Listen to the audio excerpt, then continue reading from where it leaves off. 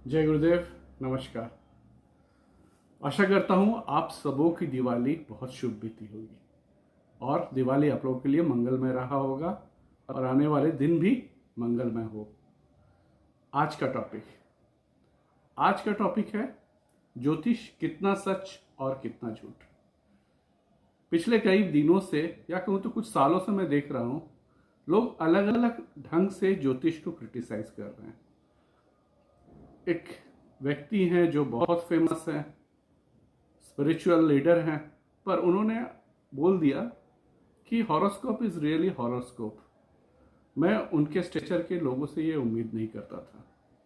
एक दूसरे व्यक्ति ने कह दिया ये तो पूरा अंधविश्वास है। तो ये अपरिपक्वता को ही दिखाता है, इससे ज्यादा और कुछ नहीं। क्योंकि हमारे देश की परंपरा रही है कि अगर आप किसी को क्रिटिसाइज भी करते हैं तो क्रिटिसाइज करने के पहले आप उस चीज को जान लीजिए, पढ़ लीजिए, फिर उस चीज का खंडन कीजिए। उदाहरणतः आप देखिएगा कि कुमारली भट्ट जब बौद्धों को हराना चाहे और फिर से सनातन परंपरा को लाना चाहे तो वो पहले बौद्ध बिहार में गए और वहां वर्षों तक वो पढ़ाई किए, फिर बौद्धों को तर्कशास्त्र में हराए। हाँ, फिर बाद में उन्होंने गुरुद्रोह के लिए आत्मदाह कर लिए थे, वो अलग विषय है। तो आप किसी चीज को बिना जाने, बिना परखे आप उसको क्रिटिसाइज करेंगे तो ये आपकी अपरिपक्वता की निशानी है। क्यों ज्योतिष को हम ये कह सकते हैं कि ये एक प्राचीन परंपरा है? क्योंकि आप देखेंगे कि ज्योतिष में जो भी सूत्र लिखे हुए हैं वो आज के नहीं हैं। महर्षि पराशर, महर्षि भृगु, महर्षि ज्यामिनी या महर्षि अगस्त्य, कई हजारों साल पहले जो सूत्र उन्होंने डिकोडेड रूप में लिखा वो आज भी उतने ही प्रामाणिक है, आज भी वो उतने ही सही ढंग से भविष्यवाणी कर सकते हैं। गलती हम ज्योतिषियों की होती है कि हम उनको ठीक से डिकोड कर सकते हैं या फिर हम उस चार्ट को ठीक से पढ़ पा रहे हैं या उस चार्ट को ठीक से डिकोड कर पा रहे हैं कि नहीं। प्राचीन काल से भी आप देखिएगा कि महाभारत काल में सहदेव जो थे वो तारों को देखकर भविष्य की गणना करते थे, ऐसा महाभारत में मिलेगा। बुद्ध के समय भी, बुद्ध के जन्म के बाद ये ऐतिहासिक रूप से प्रमाणिक है कि उनके पिता कई ज्योतिषियों को बुलाए थे और वो लोग बोले थे या तो ये बहुत बड़ा सन्यासी होगा या चक्रवर्ती सम्राट होगा। तो उस समय भी ज्योतिष की ये परंपरा थी, आज से लगभग 2400-500 साल पहले। तो वो परंपरा हजारों साल से चली आ रही है। हाँ, कुछ लोगों ने इस परंपरा को अपने ढंग से यूज किया। आइए देखते हैं ज्योतिष है क्या। ज्योतिष देखिए 2 शब्दों से बना हुआ है। ज्योति माने प्रकाश और ईश माने ईश्वर। तो जो लाइट या प्रकाश ईश्वर के तरफ से आ रहा है वो ज्योतिष है। इसे वेदांग भी कहा गया है, मानो वेदों की अंग, वेदों की भाषा। पर इनका क्या है कि गलत इस्तेमाल होने की वजह से इस चीज को काफी बदनाम हुआ है। पर यह बहुत ऐसे अगर देखा जाए तो यह बहुत प्रमाणिक है। आपको हमारे धर्म ग्रंथों में हजारों साल पहले मिल जाएगा। गैलीलियो ने तो बाद में बोला कि सूर्य के चारों तरफ बाकी ग्रह परिक्रमा कर रहे हैं। ये टेलीस्कोप बनने के बहुत पहले मंगल, बुध, बृहस्पति, शनि, जो खुली आंखों से नहीं देखा जा सकता, उन ग्रहों के बारे में हमारी किताबों में इनका वर्णन है और इनके बारे में बहुत कुछ लिखा गया है। तो ये काफी प्रमाणिक है और आप देखिएगा कि इन सूत्रों को अगर आप ठीक से डिकोड करेंगे तो वो सूत्र आज भी उतने प्रमाणिक है। जैसे उदाहरणतः अगर बोले किसी का शुक्र प्रथम घर में है और वो मंगल के किसी साइन में है तो देखिएगा वो शादी के पहले भी उनका अफेयर होता है, शादी के बाद में भी होता है, अगर उसमें कोई बेनिफिक ग्रह बृहस्पति का उसमें एस्पेक्ट ना हो। तो वे 5000 साल पहले भी थे, 5000 साल बाद भी।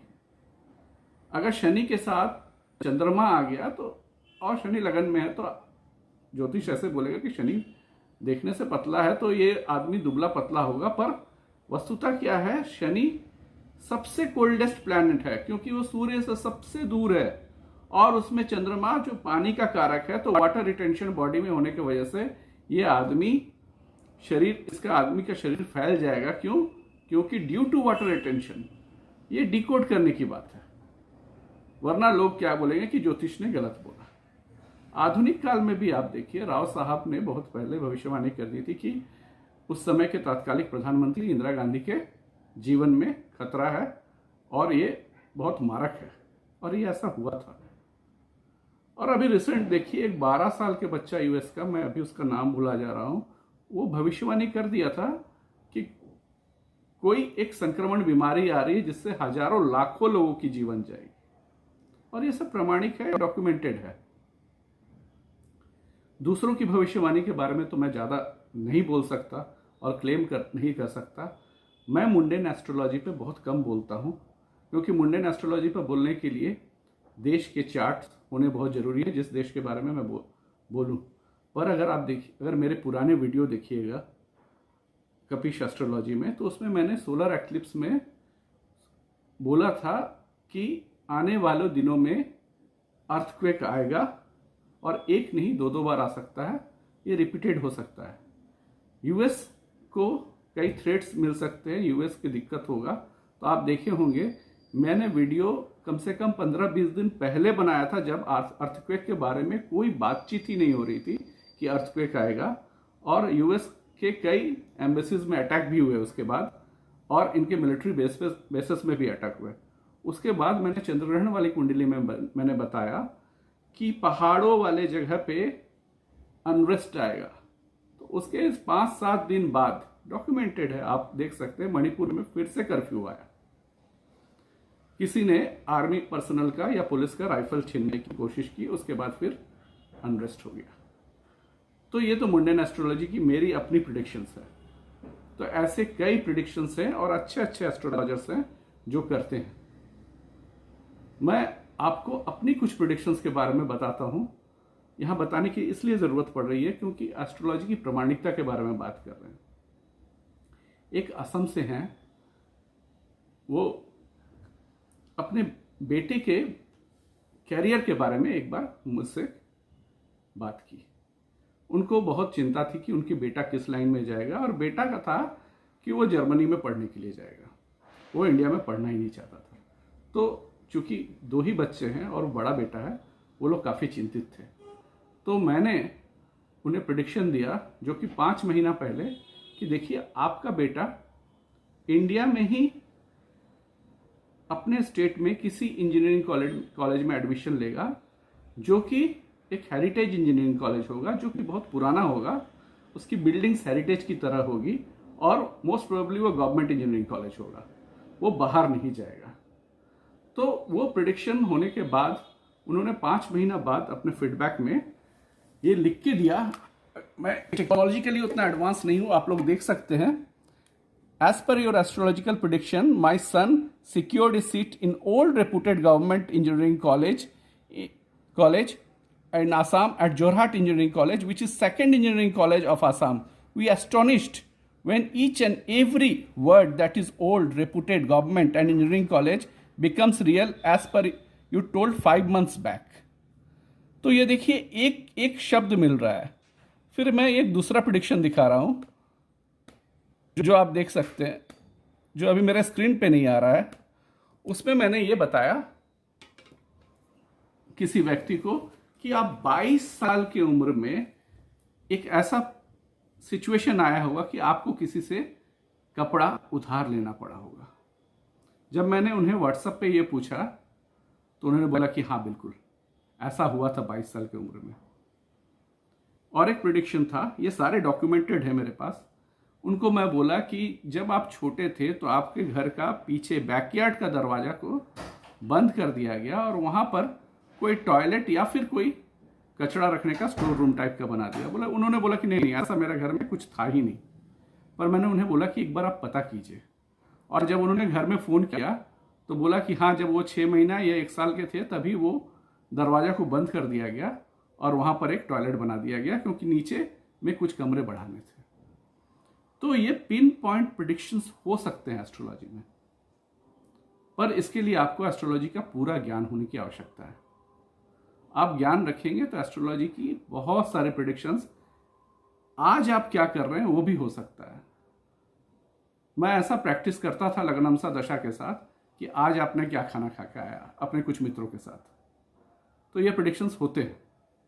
पर इसके लिए आपको एस्ट्रोलॉजी के प्रति पैशनेट होना चाहिए। आपसे भी होगा, किसी से भी हो सकता, पर वो खाते समय, सोते समय, बैठते समय अगर आदमी एस्ट्रोलॉजी के बारे में सोचेगा तो इस तरह के प्रेडिक्शंस हो सकते हैं। साथ में उनको थोड़ी कृपा चाहिए, गायत्री साधना जरूरी है।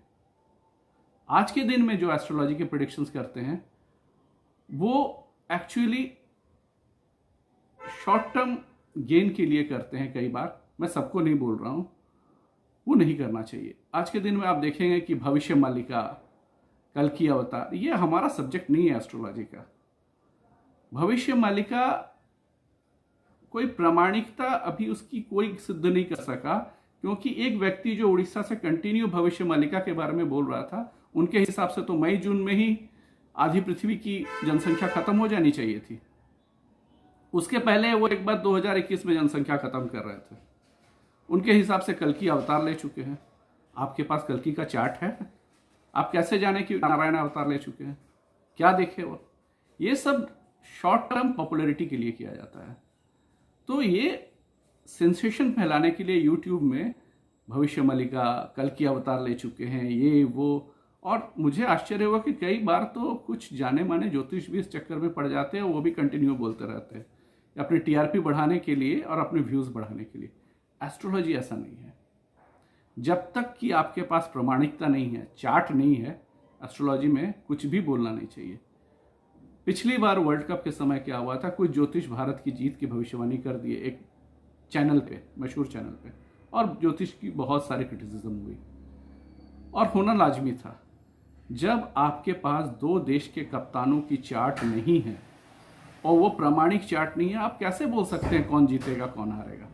इस तरह की लोकप्रियता से बचनी चाहिए, इस तरह की प्रेडिक्शन से बचनी चाहिए। तो इस तरह के प्रेडिक्शंस ना करें, नहीं तो ये जो सब्जेक्ट है ये जादू दिखाता है। अगर आपके पास नॉलेज है, ये कुछ भी प्रेडिक्शन दे सकता है।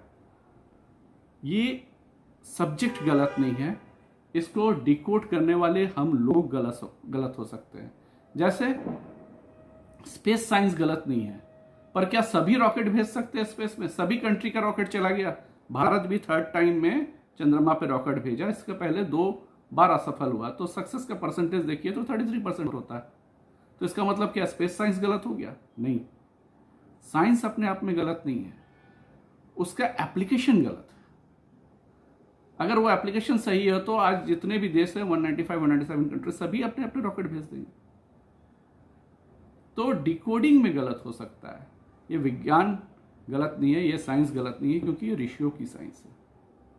अगली बार आपसे बात करेंगे कि ज्योतिष खतरनाक भी हो सकता है। तो डार्क साइड ऑफ एस्ट्रोलॉजी के बारे में आपसे अगली बार चर्चा करेंगे और बताएंगे कि किस तरह के ज्योतिष के पास जाना चाहिए और किस तरह के ज्योतिष के पास नहीं। आशा करता हूँ ये एस्ट्रोलॉजी के बारे में आपसे ये डिस्कशन आप लोगों को अच्छा लगा होगा। तब तक के लिए नमस्कार।